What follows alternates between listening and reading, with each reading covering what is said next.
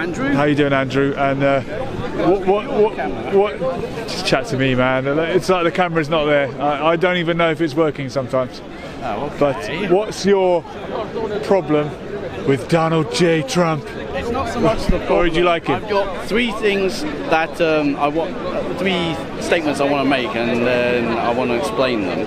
So the first one is, Donald Trump is not lying as much as you think he is. Okay. The second statement is, Donald Trump is an intuitive genius, and if you don't understand this, you'll never stop him. Okay. And the third one, I think, came up really recently. I can't tell if the Donald Trump supporters are deplorable or not without understanding the message versus messenger split. So the first one. My guess is you like Donald Trump a bit more than the mainstream media. No. You don't like him, or I you don't seem like to? him. I thought you were defending him. No, I'm trying to analyse his strengths, certain strengths and things that he does, but Okay. I'm actually a Trump opponent. Okay. I doubt you're not an American, are you? No. If you were, you'd have voted for Hillary Clinton? Maybe. But that's mainly because I think she would have attempted to try and do some reading and research and gaining and understanding knowledge and some deep rational thought on the situation before she did stuff, or at least many things. And plus, she would not daily try to say things to serve the primary Trump aims in life, which are get Trump attention, make Trump look good. Everyone listens, and enough listeners, common sense, that's a great statement, so they like him and tell him how great he is. Because I don't think Hillary Clinton would do that anywhere near as frequently or as confidently or as successfully as Trump does. Isn't the problem that Donald Trump promised to be different but has ended up being the same as Hillary Clinton? My hope, I wouldn't have voted for Donald Trump or Hillary Clinton, and in years past I would have always, I would have definitely been a Bernie Sanders supporter, or as an independent Jill Stein, the Green Party. But when Sanders lost the nomination, it was Hillary or Donald Trump. To me, that's not a choice. And she was always a war hawk. She pushed for the invasion of Libya. She pushed for war in Syria. Donald Trump promised that he was going to be different, but within a few months of being in power, he had already dropped bombs on Syria. So it was more the nature of the beast. America is a war machine. They've invaded country after country. When Donald didn't do what he said, do you think that was a lie? I don't know. Yeah, he was either lying or he changed his mind. What do you think? That's why. Going back to those first three statements I said, the first one was Donald doesn't lie as much as you. That's when I thought you were defending him. No. Don't get me wrong. As far as I can tell, most of his statements are misleading, inaccurate, false, or untrue. It's just that they're not lies. They're not lies because, as far as if I understand the definition, to lie is to knowingly tell a falsehood or lie, and Donald usually does not check what is true. He's completely oblivious to what people think of him. I think he genuinely thinks he's really popular, and he didn't even win the popular vote. Yeah, but he did get 40-something% of it, didn't he? Yeah, so I guess half the people who vote, not everyone voted. Yeah, I know. So, but he seems to have, he seems to have the support of either between 1/3 and 1/2 of the U.S. population, or the U.S. electorate, depending on whichever way. But he thinks everything is about him. When he Barack Obama was very eloquent, very sophisticated. He was a family man. He knew what to say at every occasion. He still bombed Syria. He still dropped drones on people in weddings in Pakistan and Yemen. He's still an absolute murderer, but he has a silver tongue. Donald Trump is a buffoon. He's caught on tape saying terrible things about women, and even when he had to give a word on the passing of Aretha Franklin, he said, "A person I knew well." Yet again, making it about himself. So Apparently wasn't a true statement. well, there you go. But he might believe it or he might not. But he's oblivious to criticism and of how he will come across. I think he genuinely thinks he's doing a great job, and that's probably why someone like him gets to where he is in business. But it doesn't make you marketable as a politician in a democracy. So we're approaching into the second statement I made, that he is an intuitive genius. So he is a genius in one sense. An intuitive one, because he is not a rational genius or a logical genius or a knowledgeable genius, because he doesn't do the necessary reading and research and gaining and understanding knowledge or deep rational thought before he does or says anything. He's just using his common sense, best judgment, intuition and instincts to just feel that that was a good statement or action to take. Although it's important to realise that just because I think he's an intuitive genius, that doesn't mean that I don't think he's a moron. Because as far as I can tell, he is both an intuitive genius and an incompetent, idiotic, ignorant moron. And those, you have to take them both of those, because otherwise it's impossible to explain how he won the election, but also and how he achieved all the successes, in inverted commas, successes in his life, but at the same time continues to make so many blunders. Yeah, he's an interesting character. Also the fact the areas that he is an intuitive genius, because I think I'm aware of two areas. The first one, he's an intuitive genius at targeting the only thing that mattered, the common sense and best judgment of the American population, using his common sense, best judgment, intuition, instincts to target their common sense, best judgment, intuition, and instincts. And he appears to be superior at this than any known current US politician. What do you think the future holds for Donald Trump? Will he get a second term? Will he go even before that? I'm not sure. It depends whether anyone can stop him.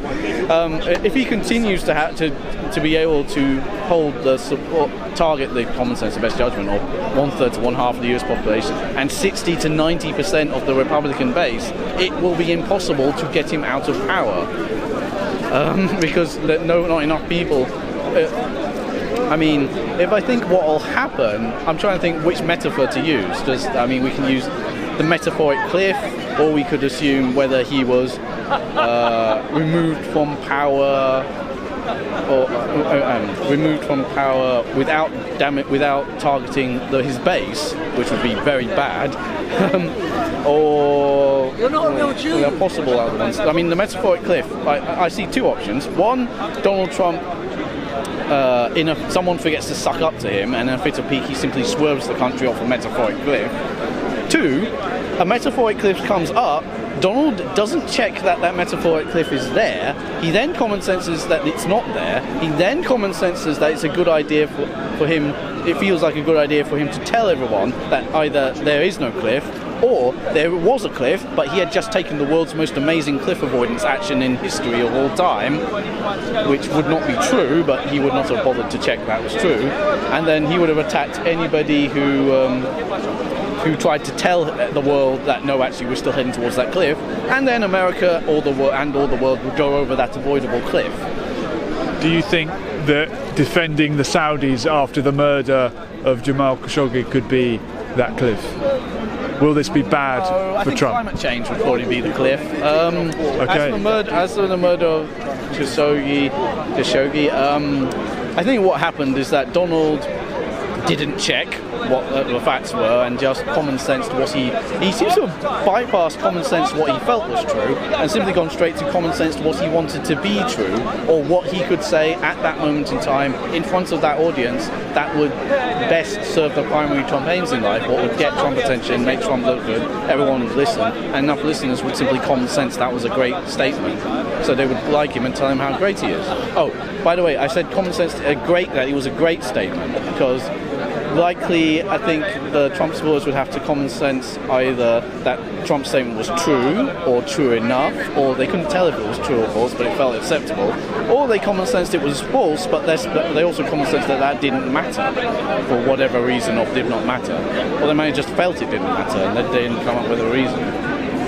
I'm trying to think of the other reasons why. I mean, maybe Trump would lose the next election, or maybe he would leave after 20. Which one's next? 2020. 2020 will be the next one. And then 2024, maybe he'd leave, or he could just declare himself president for life. I mean, and 2024 and rule for 20 years in total.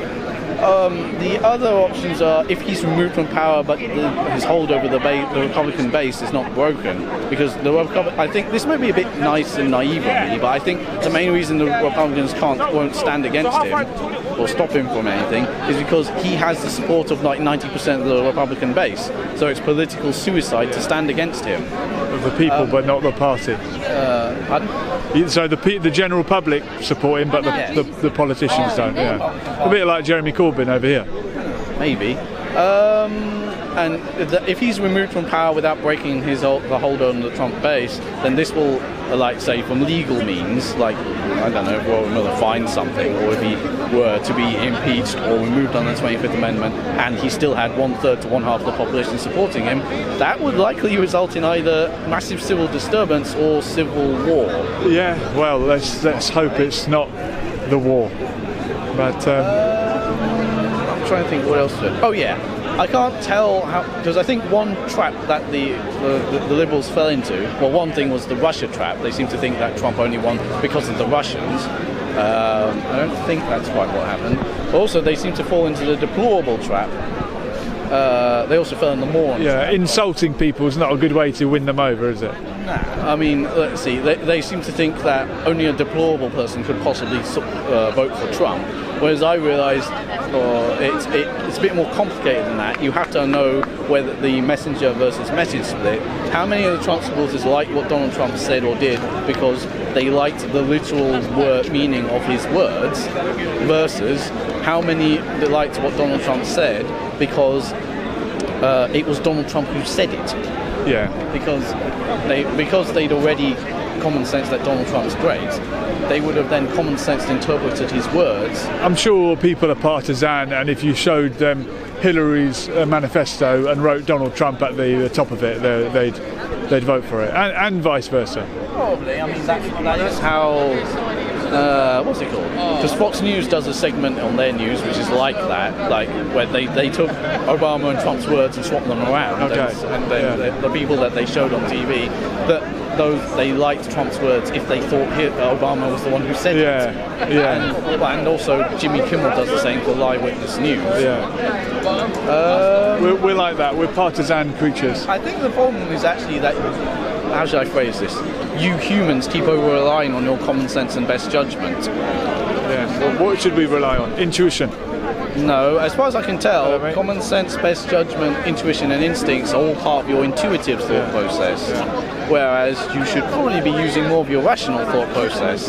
As in, although I think what happens with humans is that they tend to either common sense it to what they feel is correct or true, or they common sense it first and then they engage their rational thought process, but they rational thought rationalize instead of rational thought critical think. Because rational thought rationalize means, well, you common sense to a conclusion, opinion, and then you engage your rational thought process to find data and think up arguments to support what you had already common sensed. Whereas rational thought critical think means you do that, but you also think up arguments and find data against what you had common sensed initially. We all have that confirmation bias, don't we? I suppose that is another way of phrasing it. I mean, that's why I said that Donald Trump was an intuitive genius at targeting the common sense. Very fair of you to say that. Well, thank you for chatting to me about Donald Trump. I appreciate it. Okay. If you find us, you'll probably see yourself okay. on the internet.